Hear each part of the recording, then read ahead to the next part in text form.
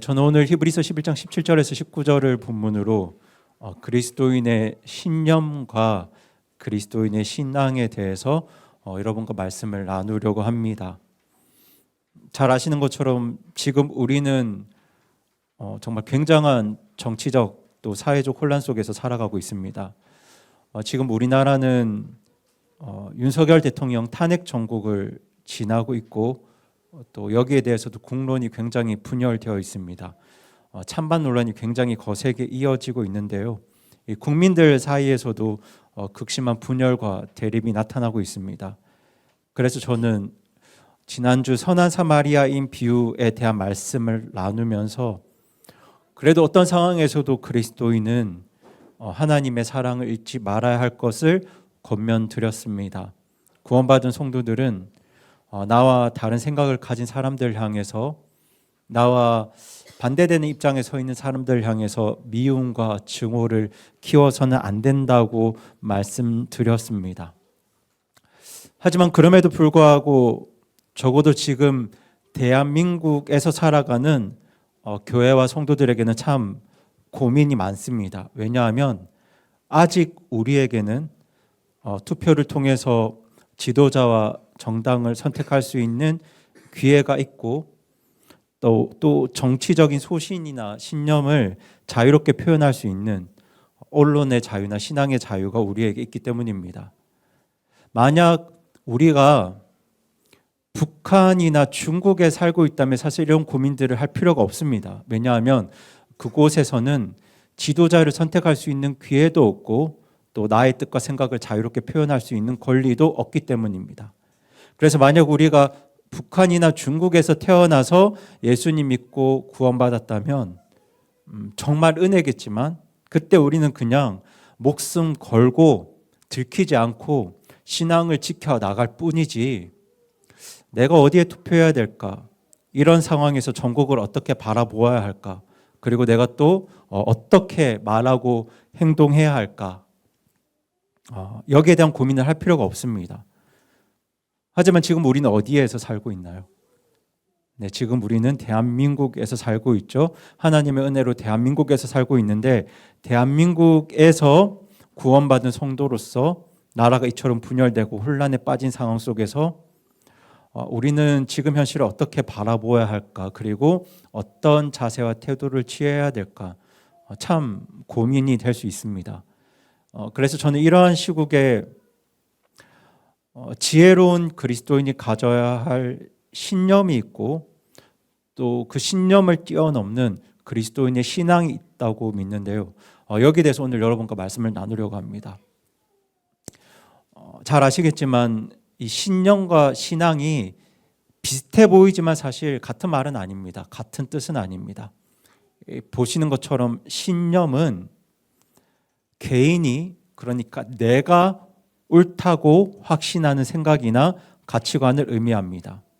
그러니까 내가 이런 식으로 조금 더 노력하면, 내가 이런 것들을 선택하면 내가 더 나은 삶, 행복한 삶을 살 수 있다는 그 나의 믿음이 바로 신념입니다. 예를 들어서 정직하게 사는 것이 중요하다, 노력하면 성공할 수 있다, 이런 것들이 신념입니다. 그리고 이런 신념은 내가 무엇을 배우고 경험했는가의 영향을 많이 받습니다. 하지만 신앙은 신념과 다릅니다. 이 신앙은 하나님에 대한 전적인 믿음과 신뢰를 뜻합니다. 그러니까 신앙은 내가 뭘 배우고 경험했는가가 그렇게 중요하지 않습니다. 신앙에서 중요한 것은 하나님께서 누구시고 하나님께서 무엇을 말씀하셨는가가 중요합니다. 내가 경험하고 배운 것들을 바탕으로 그 하나님과 하나님의 말씀이 잘 이해가 안 되더라도 하나님께서 지금 우리에게 무언가를 말씀하시고 뭔가를 요구하신다면 그 말씀대로 그대로 의지하는 것이 바로 신앙입니다. 때문에 신앙에서 중요한 것은 내가 얼마나 노력하는가가 아니라, 내가 무엇을 선택하는가가 아니라 내가 얼마만큼 하나님의 말씀에 굴복하고 순종하는가입니다. 이처럼 신념과 신앙은 다릅니다. 그런데 제가 지금 이 신념과 신앙의 차이를 말씀드리는 이유는 오늘날 많은 그리스도인들이 이 신령과 신앙을 잘 구분하지 못하고 있기 때문입니다. 이런 어떤 착각 때문에 교회가 하나 되지 못하는 것 같기도 합니다. 그렇다고 해서 제가 신념의 가치를 무시하는 건 아닙니다. 왜냐하면 모든 사람에게는 신념이 있어야 합니다. 우리 부모님들께도 신념이 있어야 합니다. 모든 사람은 자신이 경험하고 배운 것들을 통해서 지혜로운 신념을 가져야 합니다. 군인에게는 군인으로서의 신념이 필요하고 학자에게는 학자로서의 신념이 필요합니다. 예술가 분들에게는 예술가로서의 신념이 필요하고 우리 장사하는 분들에게도 장사하는 사람으로서의 신념이 필요하죠. 그리고 목사에게도 저는 목사로서 가져야 할 신념의 영역이 있다고 믿습니다. 이런 측면에서 저는 그리스도인에게도 신념이 필요하다고 믿습니다. 지혜로운 그리스도인이 가져야 할 신념이 있고, 그런데 그럼에도 불구하고 또 그 신념과 구별된 신념을 뛰어넘는 신앙의 영역도 있다고 믿습니다. 그리고 특별히 지금처럼 혼란한 대한민국을 살아가는 그리스도인에게는 이런 정확한 지혜로운 신념이 필요하다고 저는 생각합니다. 그래서 먼저 이 신념에 대해서 말씀을 드리고, 하지만 그 신념을 뛰어넘는 그리스도인의 신앙도 있어야 하기 때문에 다음으로는 그 그리스도인의 신앙에 대해서 말씀을 드리려고 합니다. 먼저 오늘 본문의 말씀을 잠깐 드리면, 오늘 본문의 아브라함과 이삭의 이야기는 여러분들이 잘 아시는 이야기입니다. 아브라함에게 어떻게 보면 이삭은 굉장한 신념이었을 겁니다. 왜냐하면 유일한 아들이기도 했지만 이삭은 하나님의 약속과 말씀, 축복을 통해서 받은 아들입니다. 하나님으로부터 온 아들이 바로 이삭입니다. 그것도 이 아들을 언제 낳았나요?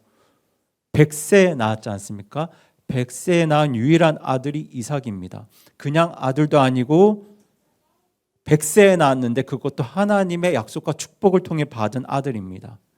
이 아들을 통해서 모든 민족이 하나님의 복을 받을 것이라는 하나님의 약속이 있었습니다.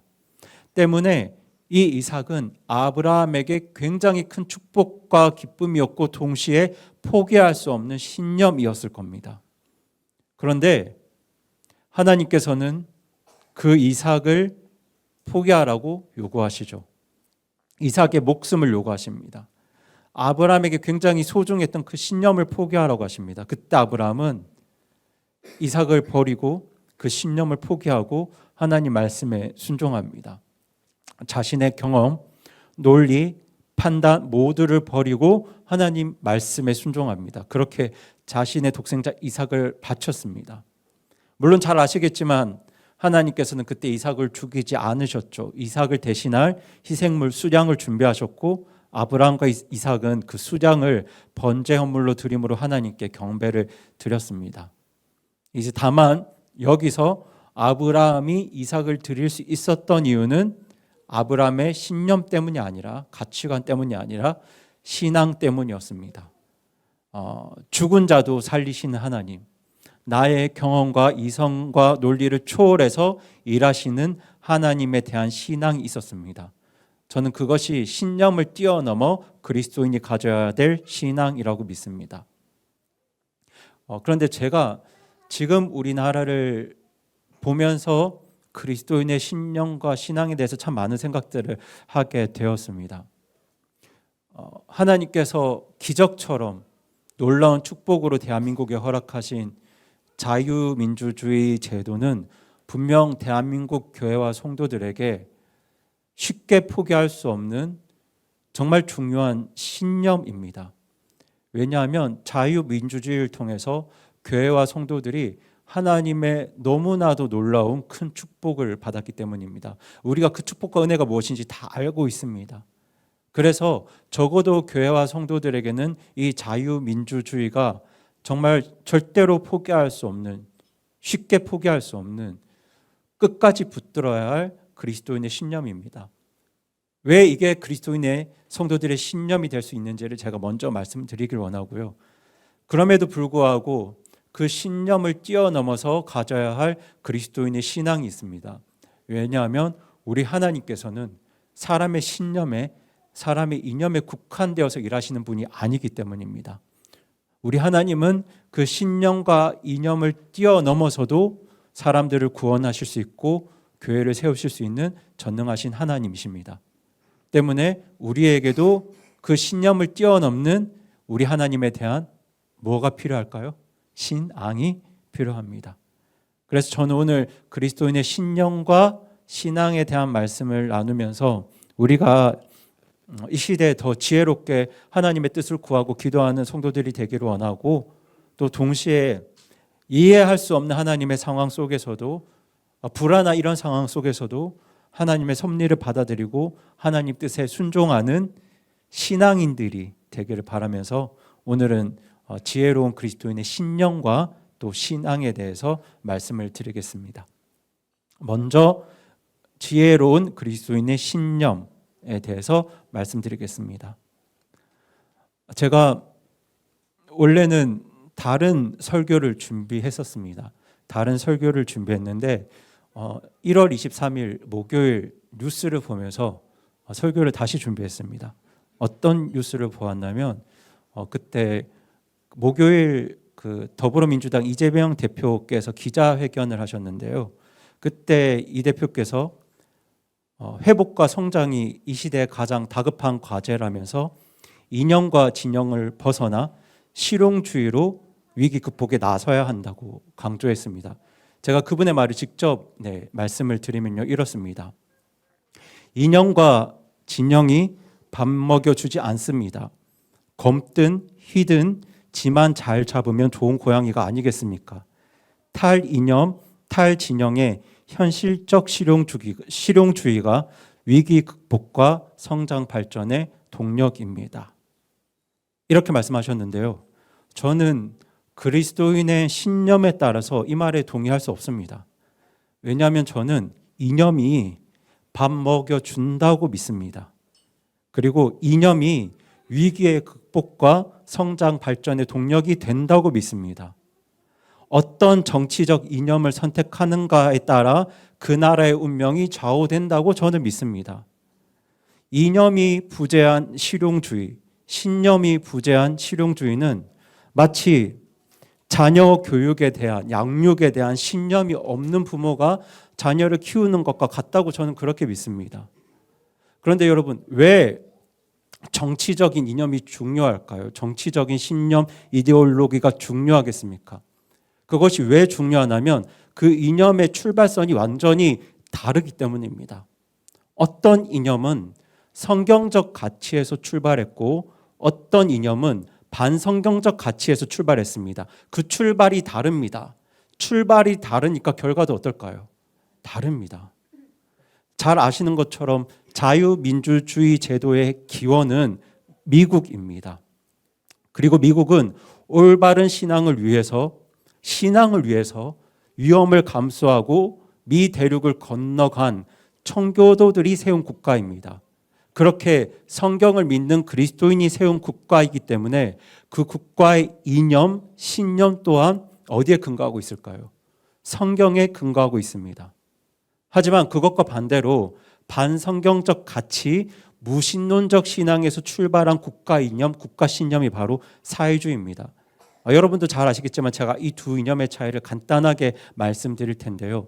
그 먼저는 자유민주주의와 성경적인 가치에 대해서 말씀드리겠습니다. 자유민주주의의 근간이 되는 대표적인 성경 원리는 바로 이 두 말씀에 있습니다. 창세기 1장 27절 말씀과 예레미야 17장 9절 말씀인데요. 저희 먼저 창세기 1장 27절 말씀 먼저 읽겠습니다. 시작. 이렇게 하나님께서 자신의 형상대로 사람을 창조하시되 하나님의 형상대로 그를 창조하시고 남성과 여성으로 그들을 창조하시니라. 네, 우리 다음 예레미야 말씀 읽겠습니다. 시작. 마음은 모든 것보다 거짓되고 극도로 사악하니 누가 그것을 알 수 있으리요. 네. 자유민주주의 제도는 이 두 말씀의 근거에서 세워진 제도인데요. 먼저 창세기 1장 27절에 기원한 자유민주주의 원리에 대해서 말씀드리겠습니다. 우리 창세기 말씀은 모든 사람이, 모든 인간이 하나님의 형상대로 창조되었다고 선언합니다. 다른 창조물에 대해서 이런 식으로 기록된 말씀이 없습니다. 오직 사람만 누구의 형상대로요? 하나님의 형상대로 창조되었음을 선언합니다. 여러분, 이 말씀은 모든 사람의, 어떤 사람이 아닙니다. 모든 사람의 존엄성과, 그러니까 천부인권, 하나님 아버지로부터 나온 사람의 권리를 말씀하고 있습니다. 이 말씀에 근거한 자유민주주의 5가지 원리가 바로 보시는 이 5가지입니다. 이 천부인권, 하나님으로부터 온 사람의 권리 때문에 국가는 모든 사람의 존엄성과 자유를 인정해야 한다고 믿습니다. 그리고 이 천부인권 때문에 개인의 자유를 강조하고 있고요. 이 천부인권 때문에 모든 사람이 법 앞에서 평등해야 한다는 법치주의를 강조합니다. 그리고 천부인권 때문에 개인의 소유권을 보장해야 한다고 믿고요. 그리고 천부인권 때문에 국가 권한에 한계가 있습니다. 국가가 각 개인을 함부로 통제할 수 없고 국가는 하나님께서 주신 개인의 자유를 최대한 보장해야 한다고 국가 이념을 만든 겁니다. 이렇게 자유민주주의 제도에서 이 5가지 원리를 중요하게 생각하는 이유는 바로 창세기 1장 27절 말씀, 모든 사람이 하나님의 형상대로 지음받았다는 믿음 때문입니다. 그런데 성경은 창세기 1장 27절 말씀과 굉장히 양면적인 모습을 보이는 예레미야 17장 9절 말씀, 그리고 모든 사람이 죄인이라는 로마서 3장 말씀이 있습니다. 이 말씀에 기원한 그 자유민주주의 또 다른 5가지 원리가 바로 이 5가지입니다. 성경은 모든 사람이 하나님의 형상으로 지음받았음을 말하는 동시에 인간의 죄성과 타락을 말하고 있습니다. 그리고 예레미야 17장 9절은 이 인간 본성의 타락과 죄성을 잘 보여주는 말씀인데요. 이것이 자유민주주의의 또 다른 핵심 원리를 뒷받침하는 중요한 성경적 근거입니다. 여러분, 인간이 죄인이고 타락한 존재이기 때문에 지금 첫 번째로 보시는 상권 분립, 권력 분산의 원리가 중요합니다. 인간의 본성이 타락했기 때문에 권력을 한 사람에게나 소수에게 집중시키면 반드시 부패하고 나라가 망한다는 거죠. 그리고 왜 법치주의가 중요하겠습니까?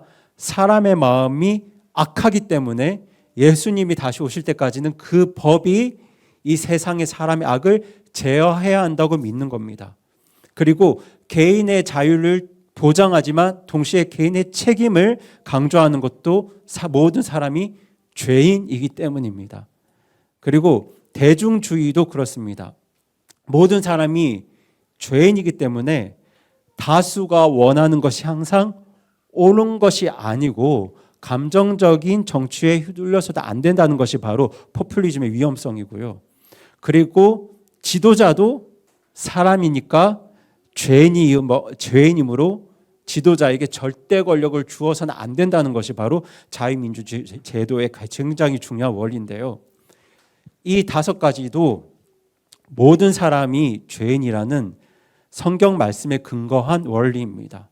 그러니까 인간은 죄성을 가지고 태어났기 때문에 권력을 가진 사람이 선하게만 행동할 거라는 거 매우 위험한 가정이죠.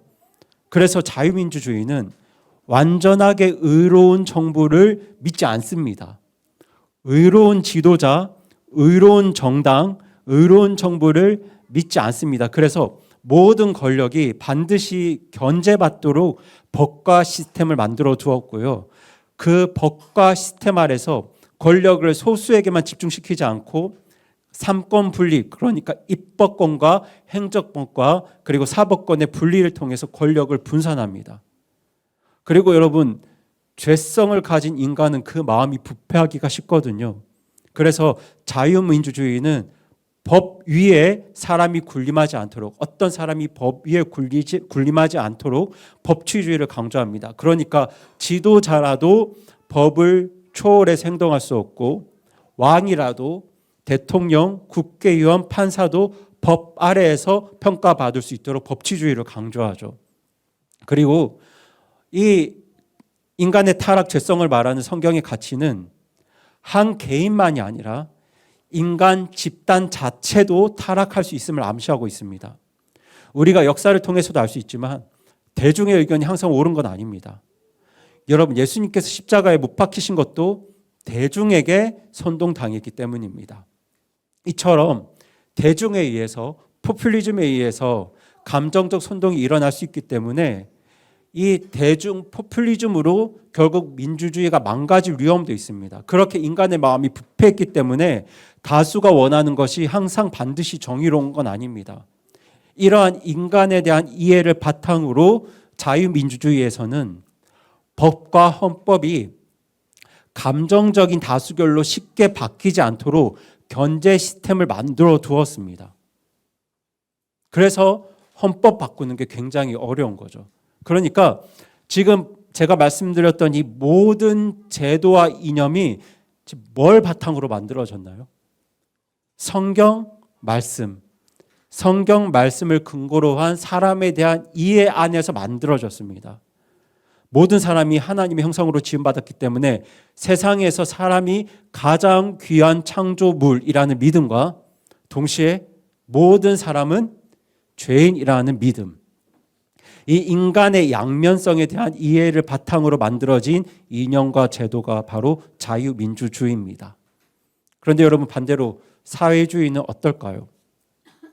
여러분, 사회주의는 자유민주주의와 그 기원이 정말 정반대입니다. 말씀드렸지만 사회주의는 무신론과, 신이 없다고 믿는 무신론과 진화론에서 출발한 이념과 제도입니다. 그러니까 하나님은 존재하지 않고 인간은 하나님의 형상대로 지음받은 존재가 아니라 원숭이, 유인원에서 진화한 존재라는 믿음을 바탕으로 만들어진 이념이 바로 사회주의입니다. 성경적 가치와 믿음에 반하여 만들어진 이념입니다.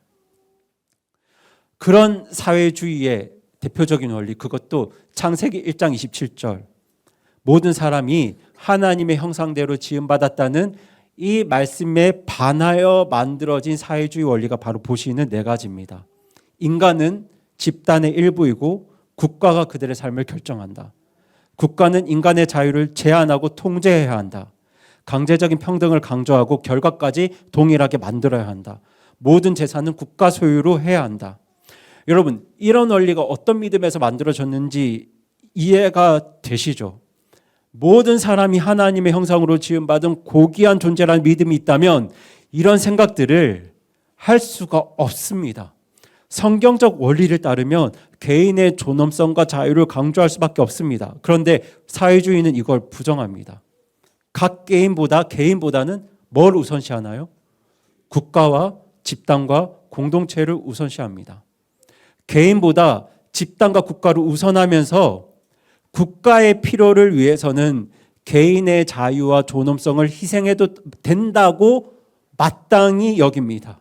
그래서 사회주의 국가들은 역사적으로 정치범이나 반체제 인사, 종교인, 경제적 반대자들을 탄압하기 위해서 뭘 운영하고 있냐면 강제 수용소를 운영하고 있습니다. 그리고 이런 수용소에서는 극심한 노동 착취, 고문, 비인간적인 생활 환경, 그리고 심지어 대량 학살도 이루어집니다.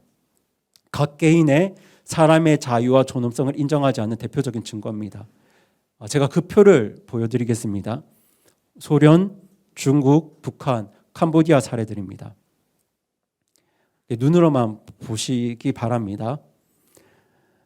여러분, 지금 중국 인권 탄압 내용을 보시면 뭐도 보이시죠? 장기 적출도 보이시죠? 네. 지금 이런 일들이 어떻게 가능할까요? 어떤 믿음이 있으면 이런 일들이 가능할까요?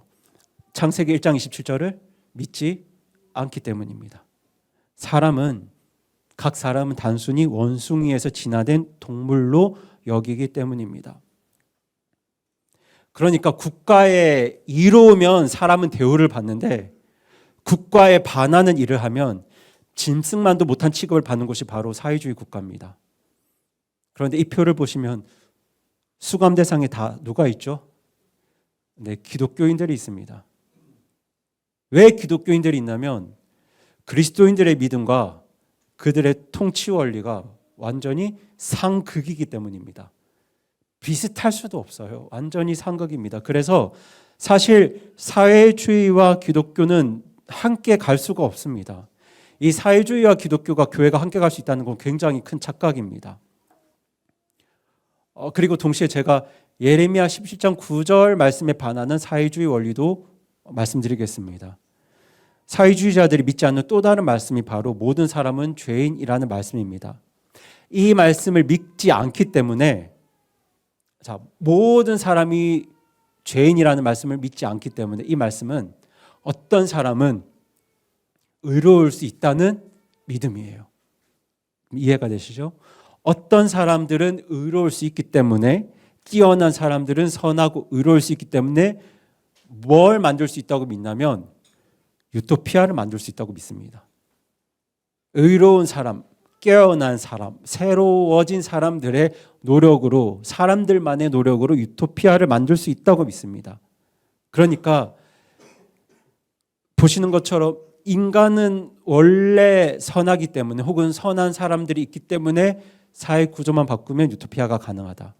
이 유토피아를 위해서 정부가 절대 권력을 가져야 하고, 이 유토피아를 위해서 지도자는 법 위에 있을 수도 있고, 유토피아를 위해서 개인보다 집단이 우선시되고, 유토피아를 위해서 국가가 경제를 통제해야 되고, 유토피아를 위해서 종교를 억압해야 됩니다. 이게 사회주의 원리입니다. 그러니까 이 사회주의자들은 인간은 원래 선할 수 있는 존재인데 잘못된 사회 구조, 그러니까 자본주의, 계급차별, 부의 불평등 이런 것 때문에 인간이 악해졌다고 가정을 합니다. 그리고 이 문제를 해결하기 위해서는 정부가 모든 것을 강제하고 통제해서, 그러니까 결과적인 평등, 유토피아의 세상을 이루어야 한다고 믿고요. 이걸 주도하는 지도자들, 그들이 볼 때 의로운 사람들의 이념이 가장 숭고하다고 믿습니다. 그렇게 지도자들의 이상과 이념이 법보다 우선하기 때문에 필요하다고 판단되면 법을 무시할 수도 있고 독재도 정당화할 수 있습니다. 그러니까 이분들은 완전한 정부, 의로운 정부, 완전한 지도자를 믿습니다. 사회주의 이상을 추구하는 혁명가와 지도자들이 완전한 이상과 이념을 가진 소위 새로운 인간이라고 말하고 있고, 여기에 따르지 않는 사람들은 모두가 국가에 반하는 자들이기 때문에 쉽게 학살하고 박해하고 강제 수용소로도 보낼 수 있는 겁니다. 그러니까 뭘 믿지 않으니까요. 인간의 죄성을 믿지 않기 때문에 완전한 정부를 믿고 권력을 소수에게 집중할 수 있는 겁니다. 그렇게 완전한 정부를 믿지 않기 때문에 정부 권력의 통제에 따르지 않으면 얼마든지 개인의 자유와 인권은 무시될 수 있는 곳이 바로 사회주의 국가입니다. 결국 사회주의는 반성경적인 원리에서 출발한 이념이기 때문에, 그러니까 인간의 죄성을 무시하고 또 인간이 이상을 이룰 수 있다는 그 믿음을 추구하기 때문에 성경의 원리에 따르면 실패할 수밖에 없는 체제입니다. 그래서 우리가 그 실패의 역사를 세계사를 통해서 목도했지 않습니까? 그런데 이 사회주의보다 더 무서운 이념이 북한에 등장합니다. 네, 그것이 바로 주체 사상이죠. 여러분, 주체 사상은 이제 우리는 국민이라고 하지만 그분들은 인민이라고 말하거든요. 인민이 자신의 운명을 스스로 개척해야 한다. 외세를 배격하고 우리 민족이 주체가 되어야 한다라는 민족주의적 이념입니다. 쉽게 말하면 다른 나라에 의존하지 말고 우리 민족끼리 힘을 뭉치면 우리 민족이 더 잘 살 수 있다는 믿음이고 주장입니다.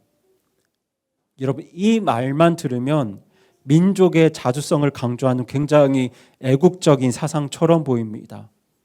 그래서 대한민국 군사정권 당시에 많은 대한민국 청년들이 이 주체 사상에 매료되었습니다. 당시 이제 민주화 운동을 주도했던 청년들에게 주적은 군사 정권이었기 때문에 그분들은 군사 정권을 타도하려는 이념을 찾았거든요.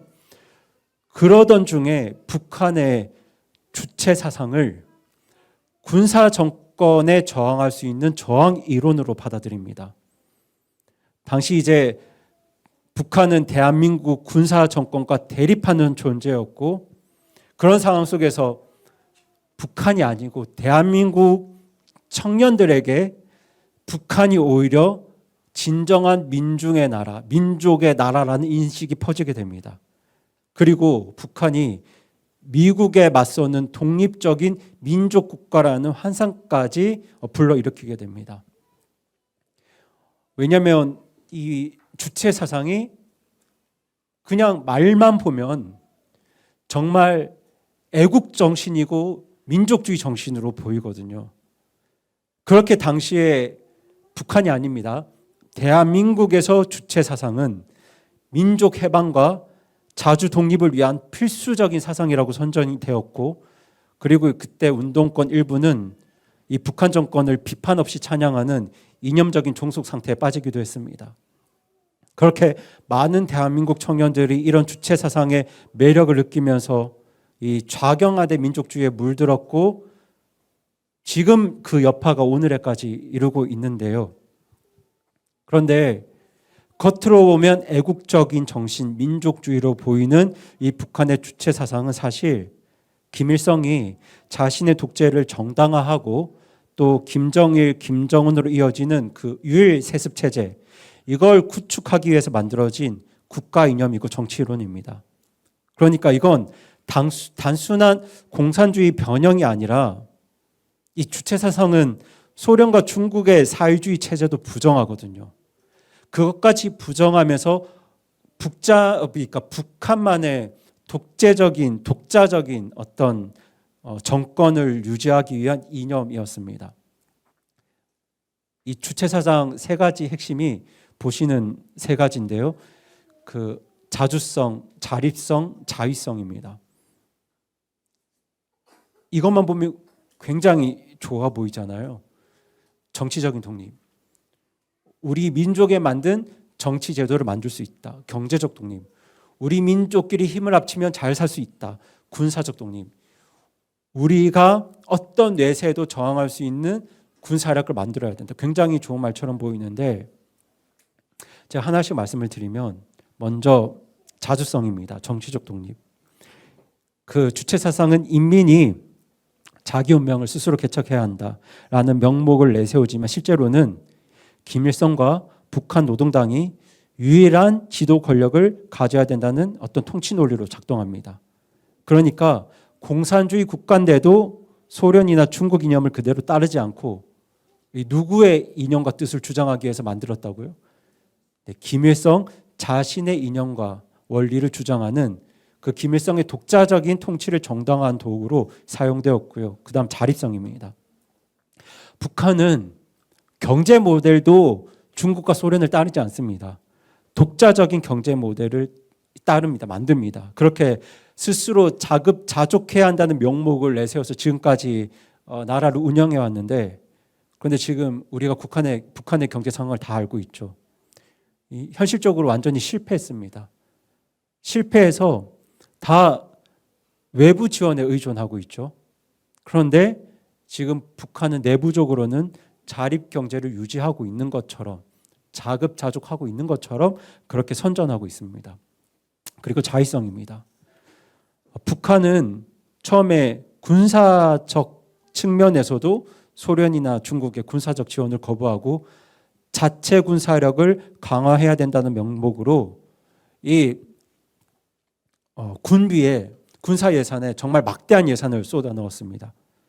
이 자위적 국방력 강화라는 명령으로 그렇게 정말 많은 예산을 국가 예산으로 쏟아 넣었지만, 그것은 사실 군부로 북한 정권의 독재를 유지하려는 이 독재 정권 유지를 위한 수단이었고요. 그렇게 이 북한이 그 성군 정치 체제를 도입하게 되는데요. 그러니까 이 주체 사상이 겉으로 보면 인민을 위하는 것 같고 민족주의적, 애국적 정신처럼 보이지만, 사실 이 본질은 북한의 모든 권력이 김일성과 그 후계자에게 집중되어야 된다는 독재 이론입니다. 그리고 이 북한의 그 주체 사상을 따르는 사람들을 주사파라고 하고 종북 세력이라고 부릅니다. 그리고 대한민국에서는 이것을 작용화된 민족주의자라고 부릅니다.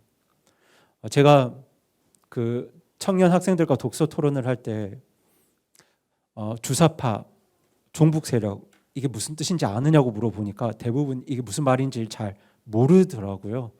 그래서 제가 한번은 정확하게 이 내용을 정리해서 말씀드릴 필요가 있을 것 같아서 주체 사상을 말씀을 드렸고 그 주체 사상을 따르는 사람들을 주사파라고 합니다. 그러니까 이런 주체 사상이나 민족주의를 겉으로 보면 그리고 뭘 잘 모르고 보면 굉장히 정의롭고 애국적인 이념처럼 보이는데 사실 본질적으로는 하나님의 그 원리를 부정하고 또 인간의 죄성, 인간의 타락을 무시하는 아주 반성경적인 사상입니다. 여러분, 하나님의 형상으로 지음받은 그 각 사람의 소위 말하는 천부인권, 하나님으로부터 온 권리를 무시하고 타락한 소수 인간에게 권력을 집중시켜서 나라를 망하게 한 이념이 바로 주체 사상입니다. 여러분, 우리가 지금 역사를 통해서 보세요. 인간의 죄성을 무시하고 성경의 원리를 무시하고 유토피아 건설을 추구했을 때 그 나라들이 어떻게 실패했는지 역사를 통해서 다 확인했지 않습니까? 이 대표님의 말에 반박을 드리면 정말 이념이 밥을 먹여 주었고 이념이 위기 극복과 성장 발전의 동력이 되었다는 것을 우리가 다 확인했습니다. 네, 성경이 그렇게 말하고 있는데 역사를 통해서도 확인했습니다. 여러분, 이승만 대통령 시절에는 성경은 있었는데 역사를 통해서 확인할 수 있는 사례가 없었어요. 그래서 그때는 믿음만 가지고 추구했던 시절입니다. 그런데 지금은 우리에게 하나님 말씀도 있고 뭐도 있나요? 역사도 있습니다. 확인했습니다. 때문에 저는 지혜로운 그리스도인이라면 이념을 무시할 수 없다고 믿습니다. 그러니까 사회주의와 주체 사상을 배척하고 저는 자유민주주의 제도를 추구하는 것이 지혜로운 그리스도인의 신념이라고 저는 그렇게 믿습니다. 그리고 저는 지금 미국과 중국이 충돌하고 있는데 국제관계에서도 중국보다 미국을 의지하는 것이 지혜로운 교회와 성도들의 신념이라고 믿습니다. 제가 여러분 이렇게 말씀드린 건 제가 트럼프 대통령을 믿어서가 아닙니다. 물론 로마서 13장 1절 말씀에 근거해서 저는 하나님께서 도널드 트럼프를 미국의 대통령으로 세우셨다고 믿고 있습니다. 하지만 저는 성경을 믿기 때문에 의로운 정부와 의로운 지도자를 믿지 않습니다. 그래서 저는 미국의 지도자도 믿지 않고 미국의 정부도 믿지 않습니다. 아시겠지만 미국이 조선의 을사늑약을 방관한 것도 그런데 6.25 전쟁 때 6.25 전쟁에 참전한 것도 결국에는 미국 정부의 실리 때문이지 미국 정부가 의로워서가 아닙니다. 그러니까 저는 미국 대통령이 선해서 그들의 정부가 의로워서 제가 미국을 의지해야 된다고 말씀드리는 게 아니에요. 제가 이런 말씀을 드리는 이유는 지금도 미국을 떠받치고 있는 사람들, 미국 대통령을 뽑는 사람들, 미국 정책 결정에 지대한 영향을 미치는 사람들이 바로 성경을 믿는 교회와 그리스도인들이기 때문입니다. 여러분, 이번에 미국 대통령으로 트럼프가 대통령으로 취임하셨는데요. 지금 트럼프 대통령께서 취임 직후에 성별 정책에 대한 행정명령에 서명을 하셨습니다. 이 행정명령 제목은 젠더 이데올로기 극단주의로부터 여성들을 보호하고 생물학적 진실을 연방정부에 회복함입니다. 그러니까 피상적으로는 이런 내용이죠. 여성 전용 시설에 트랜스젠더들이 이용하는 걸 제한해서 여성들을 보호하고 생물학적 성별의 현실을 강조하기 위해서 이런 정책을 발표했다고 지금 밝혔는데요. 그런데 여러분 생각해 보세요. 이제 미국에서 제3의 성은 사라졌거든요. 지금 이제 미국에는 남성과 여성 두 개의 성별만 공식적으로 존재하게 되었는데, 여러분 이런 정책 결정에 정말 결정적인 영향을 미친 세력들이 누구겠습니까? 그렇죠. 그리스도인들입니다. 교회와 성도들입니다. 전통적인 성경적인 성별 개념과 가족 가치를 중요시하는 교회와 성도들이 있기 때문에 저는 이런 일들이 가능하다고 믿습니다.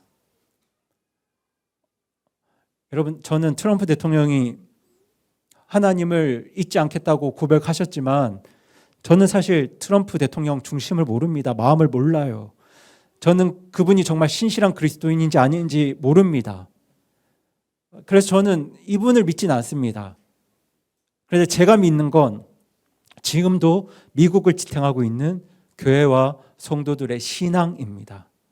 성경에서 출발한 그들의 믿음과 가치입니다. 그 힘이 지금 미국을 지탱하고 있습니다. 그래서 저는 정치적으로 미국을 의지하는 게 지혜로운 그리스도인의 신념이라고 믿습니다. 여러분, 중국을 보세요. 중국이 아무리 부자라도 지금 그 중국 주석으로부터 중국 정책에 영향을 미치는 모든 사람의 사상이 지금 뭔가요? 사회주의잖아요.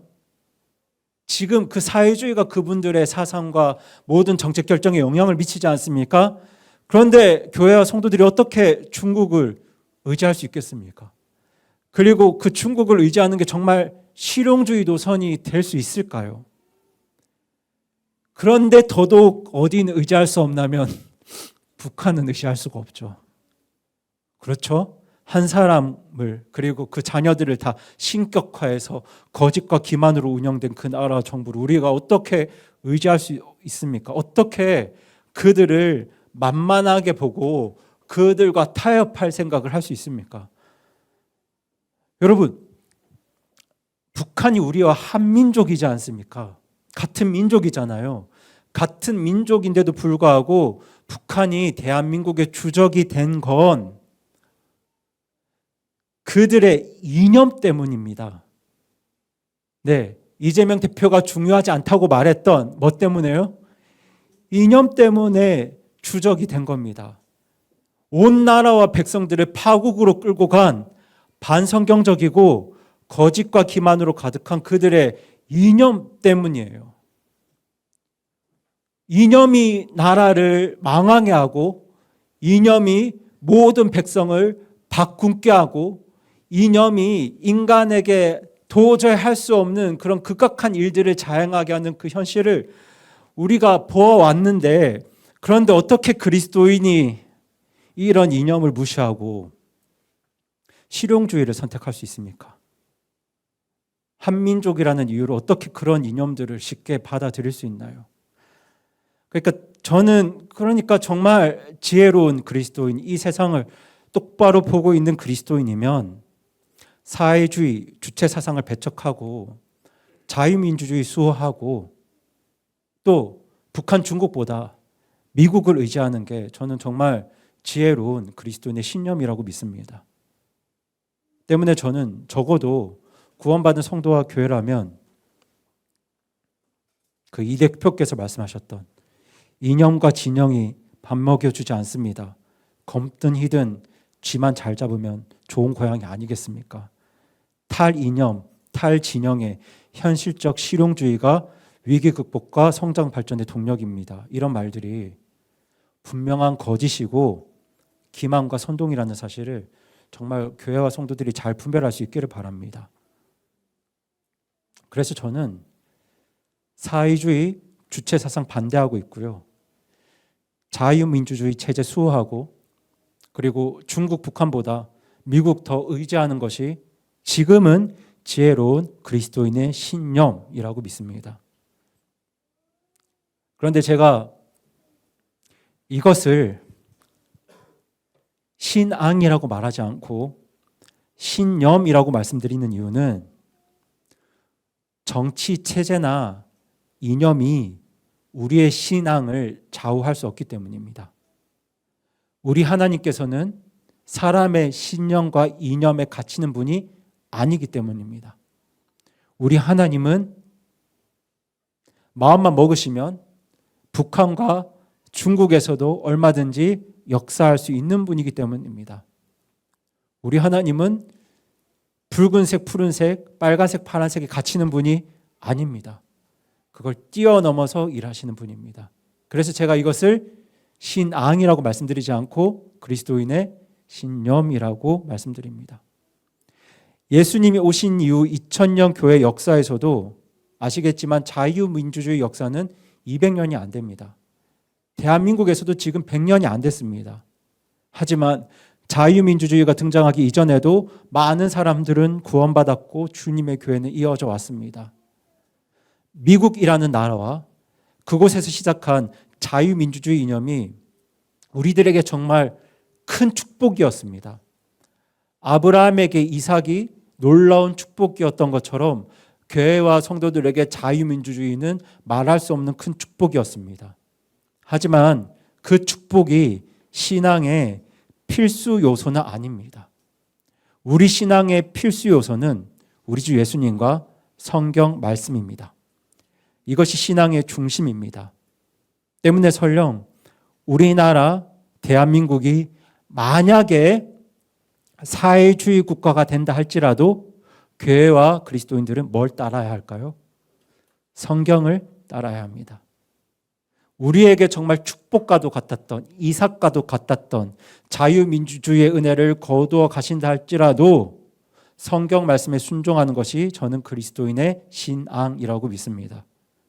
그래서 저는 오늘 성경 말씀에 근거해서 그리스도인이 가져야 될 신앙에 대해서 몇 가지 권면을 드리려고 합니다. 여러분, 신념이 다르더라도 성경이 무언가를 말씀한다면 그것을 따르는 것이 그리스도인의 신앙임을 기억하면서 지금 필요한 그리스도인의 신앙에 대해서 말씀드리려고 하는데요. 그 첫 번째는 우리 1 같이 한번 읽어보겠습니다. 시작. 대통령과 위정자들을 위해 기도하십시오. 네, 우리 디모데전서 2장 1절 2절 같이 읽겠습니다. 시작. 그러므로 내가 권면하노니 무엇보다 먼저 모든 사람을 위해 간구와 기도와 중보와 감사를 드리고 왕들과 권위를 가진 모든 자들을 위해서도 그리하라. 이것은 우리가 전적으로 하나님을 따르며 정직한 가운데 조용하고 평화로운 삶을 살려 함이라. 아멘. 여러분, 성경은 왕들, 그러니까 위정자, 치리자들을 위해서 기도하라고 말씀합니다. 그런데 성경이 이렇게 말씀하는 이유는 위정자들이 선해서도 아니고 의로워서도 아니고 그들이 선과 의를 이루기 때문도 아닙니다. 여러분, 우리가 왕과 위정자들을 위해서 기도해야 하는 이유는 하나님께서 그들을 세우신 이유에 있습니다. 여러분, 하나님께서 세상 정부에 세우신 지도자, 치리자들이 의인인가요? 죄인인가요? 죄인입니다. 죄인임에도 불구하고 하나님께서 그들을 나라의 지도자로 세우신 이유가 있습니다. 그 이유를 저희들 같이 읽어보겠습니다. 로마서 13장 3절 4절입니다. 시작. 치리자들은 선한 일이 아니라 악한 일에 대하여 두려움이 되나니 그러므로 내가 권력을 두려워하지 아니하려느냐? 선한 것을 행하라. 그러면 바로 그에게서 내가 칭찬을 받으리니 그는 너를 위한 하나님의 사역자로서 내게 선을 베푸느니라. 그러나 내가 악한 것을 행하거든 두려워하라. 그가 헛되이 칼을 차지 아니하나니 그는 하나님의 사역자요 보복하는 자로서 악을 행하는 자에게 진노를 집행하느니라. 네, 보시는 것처럼 하나님께서는 선을 이루기 위해서 유토피아를 세우기 위해서 지도자를 세우시는 것이 아니라 악을 통제하고 악을 억제하기 위해서 나라의 지도자를 세우십니다. 때문에 성경의 원리에 따르면 우리가 선한 일을 할 때는 지도자를 두려워할 필요가 없습니다. 근데 뭘 하면 하나님이 아니라 뭘 했을 때 세상의 지도자를 두려워해야 된다고 말씀하나요? 네, 악한 일을 하면 누구를요? 세상의 지도자를 두려워해야 한다고 말씀합니다. 그렇게 악한 일을 통제하고 억제하는 것, 그러니까 완벽할 수는 없겠지만 예수님이 오실 때까지 세상의 악을 통제하고 억제하는 것이 바로 하나님께서 죄인을 세상 지도자로 세우신 이유입니다. 저는 이것이 트럼프를 미국 대통령으로 세우신 이유이고, 그리고 윤석열 대통령을 대한민국 대통령으로 세우신 이유라고 믿습니다. 여러분 잘 아시는 것처럼 아직 윤 대통령께서는 무신론자십니다. 또 누군가는 이제 그분이 손바닥에 왕자를 새긴 것으로 이제 무속신앙에 의존한다면서 비판의 목소리를 높였고요. 처음에 그 선거 때는 우리 장로회 통합 소속 목사님들이 이제 무속 정치를 반대하는 성명도 내셨거든요. 그 국가 지도자가 무속에 의존하는 걸 강하게 비판을 하셨습니다. 물론 저도 개인적으로 안타까운 일이라고 생각합니다. 국가 지도자가 무속 신앙에 의지하는 것 사실이라면 안타까운 일이죠. 그런데도 저는 하나님께서 윤석열 대통령을 우리나라 대통령으로 세우셨다고 믿습니다. 로마서 3장 13장 1절 말씀과 지금 읽으신 이 로마서 13장 3절 4절 말씀 때문에 제가 그렇게 믿습니다. 여러분 만약에 하나님께서 교회 목회자를 세우신다면 그런 분을 안 세우셨겠죠. 그렇죠?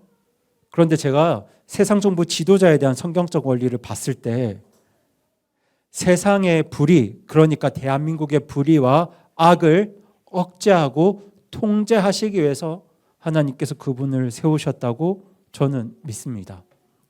그리고 제가 계엄 발표 당시에도 카톡으로 전해드렸지만 대통령으로 당선까지 된 분이 개인적인 안이나 미래를 생각을 하면 굳이 계엄이라는 위험한 길을 선택할 이유가 없거든요. 물론 제가 하나님이 아니라서 100% 옳게 판단할 수는 없습니다. 저는 개인적으로 이 윤석열 대통령께서 자기 소신에 따라서 대한민국 불의와 악을 제거하기 위해서 계엄령을 선포했다고 믿는데요.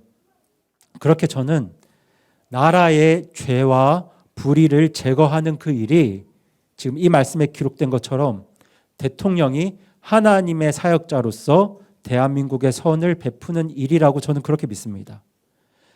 그래서 저는 대한민국 교회와 성도들이 적어도 지금 이 순간은 윤석열 대통령이 하나님의 도구로 대한민국 헌정 질서와 성경적 가치를 훼손하는 불의와 악을 제거하는 그 일에 쓰임 받도록 적어도 지금은 교회가 기도해야 된다고 믿습니다. 그리고 부정선거 의혹이 정말 사실이라면 이를 철저히 규명해서 정의가 실현되도록 강구해야 된다고 믿습니다. 왜냐하면 지금은 우리나라의 대통령이 윤석열 대통령이기 때문입니다. 만약에 하나님께서 부적절하다고 판단하시면 정말 그분에게 악한 의도나 죄와 불의가 있다면 누가 심판하실까요?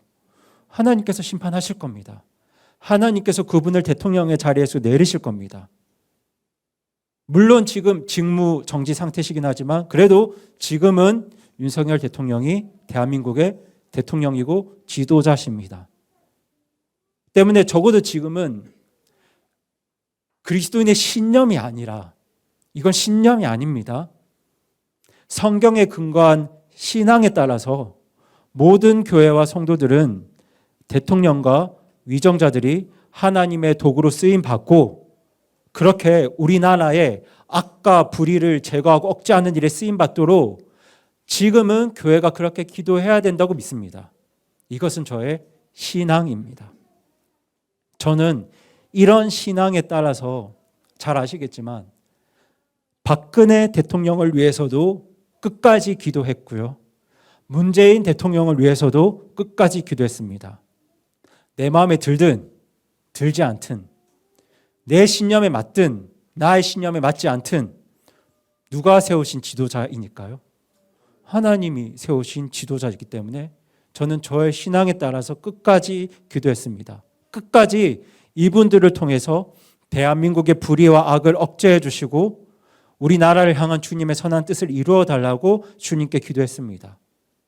그리고 저는 지금도 그렇게 윤석열 대통령을 위해서 기도하는 것이 그리스도인의 올바른 신념이 아니라 신앙이라고 저는 그렇게 믿습니다. 오늘 여러분도 그렇게 기도해 주시기 바랍니다. 그리고 두 번째, 저희 같이 읽겠습니다. 시작. 신념을 위해 싸울 때도 하나님의 영광을 위해 싸우십시오. 네, 저희 다 함께 고린도전서 10장 31절부터 33절까지 읽겠습니다. 시작. 그러므로 너희가 먹든지 마시든지 무엇을 하든지 모든 일을 하나님의 영광을 위하여 하라. 유대인들에게나 이방인들에게나 하나님의 교회나 걸려 넘어지게 하는 어떤 일도 하지 말되 내가 내 자신의 유익을 구하지 아니하고 많은 사람이 유익을 구하면서 모든 일에 모든 사람을 기쁘게 하여 그들이 구원을 받게 하는 것 같이 바로 그렇게 하라. 네. 여러분 다윗과 골리앗의 싸움을 기억하시죠? 이스라엘과 블레셋 사이에 전쟁이 일어났는데요. 그때 당시 이스라엘 많은 백성들 군사들은 거대한 장수 골리앗 앞에서 벌벌 두려워 떨고 있었습니다. 그런데 그때 누가 싸움에 나서나요? 네, 다윗이 싸움에 나섭니다. 그런데 그때 다윗이 싸움에 나선 목적은 나의 영광이 아닙니다. 나의 자존심 때문이 아닙니다.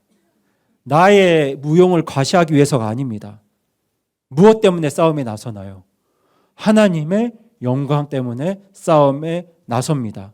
하나님의 이름이 조롱당하는 걸 참을 수가 없었습니다.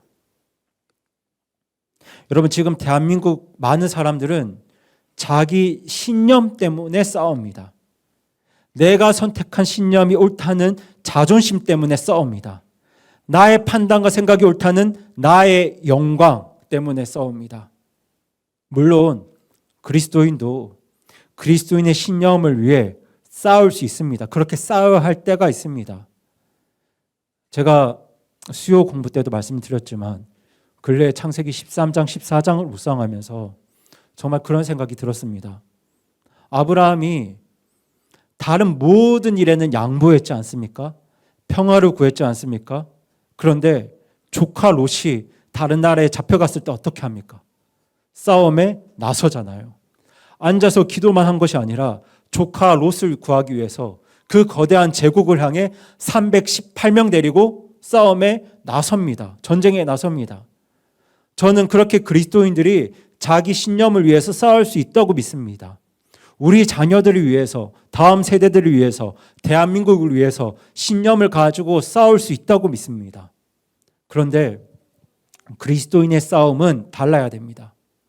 세상은 나의 영광을 위해 싸웁니다. 하지만 교회와 성도는 무엇을 위해 싸워야 할까요? 하나님의 영광을 위해 싸워야 합니다. 그런데 방금 읽은 말씀은 하나님의 영광을 구하는 것이 무엇인지를 잘 보여주고 있습니다. 여러분, 말씀에 기록된 것처럼 하나님의 영광을 구하는 것은 유대인들에게나 이방인들에게나 교회에 넘어질 거리, 실족거리를 주지 않는 것입니다. 그러니까 세상 사람들에게도 다른 그리스도인에게도 최대한 우리가 할 수 있는 대로 실족거리를 주지 않는 것이 하나님의 영광을 구하는 그리스도인의 싸움이고 그리스도인의 신앙이라고 믿습니다. 지금 세상은 자기 영광을 위해서, 자기 신념을 위해서 서로에게 상처 입히는 것을 그렇게 거리끼지 않습니다. 너무나 쉽게 상처 입히고 너무나 쉽게 비난하고 비판하고 욕합니다. 그렇게 싸움을 이어갑니다. 하지만 성도의 싸움은 달라야 합니다. 그리스도인들은 최대한 정말 최선을 다해서 다른 누군가에게 실족거리가 되지 않기를 구하고 넘어질 거리가 되지 않기를 구하면서 그렇게 바라고 행동하는 것이 하나님의 영광을 구하는 올바른 그리스도인의 신앙이라고 저는 그렇게 믿습니다. 여러분, 교회와 성도들이 이 신앙에 따라 올바른 싸움을 이어갈 수 있도록 여러분 간절히 기도해 주시기 바랍니다. 그리고 세 번째 읽겠습니다. 시작. 어떤 상황에도 하나님의 왕국과 그분의 의를 구하십시오. 네, 우리 마태복음 6장 33절 읽겠습니다. 시작. 오히려 너희는 첫째로 하나님의 왕국과 그분의 의를 구하라.